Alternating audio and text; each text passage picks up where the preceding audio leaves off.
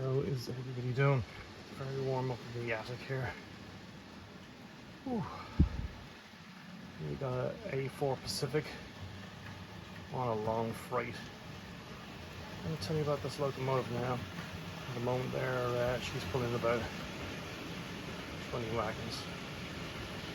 Doing a pretty good job following her around.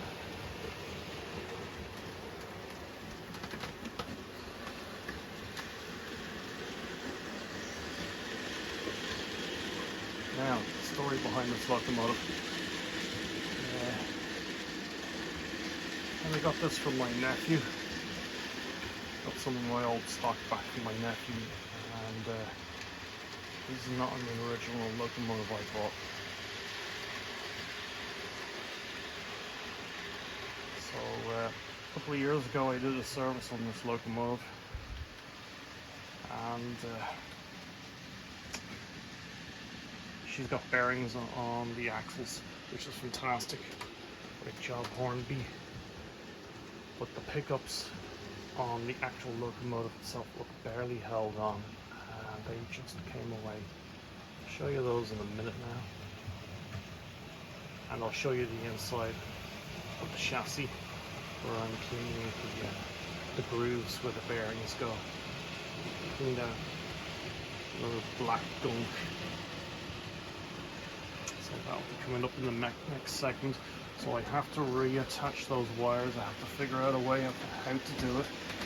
I might use some kind of pickup kits and see if they work. At the moment, doing a great job. Quite powerful, that locomotive.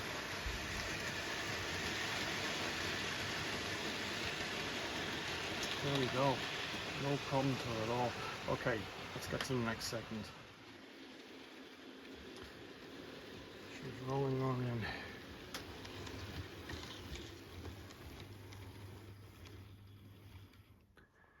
Right to a smooth stop.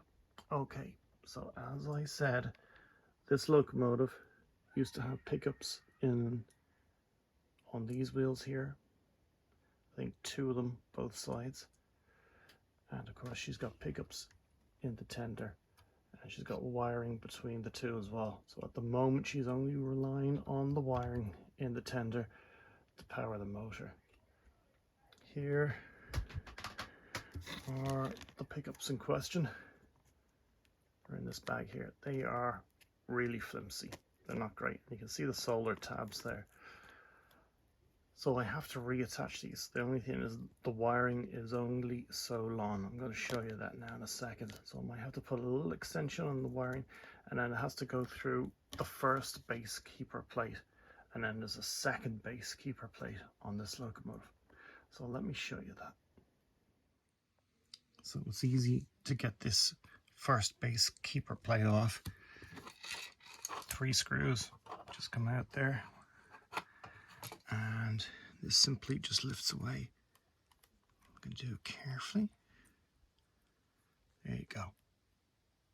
And you can see this little shaped piece goes around the gear. That's one side. Here's the second base keeper plate. Now in the next clip, this will be off and I'll show you. So here's the wires that come from the motor. Can you see there? Just get that in focus. Screwdriver.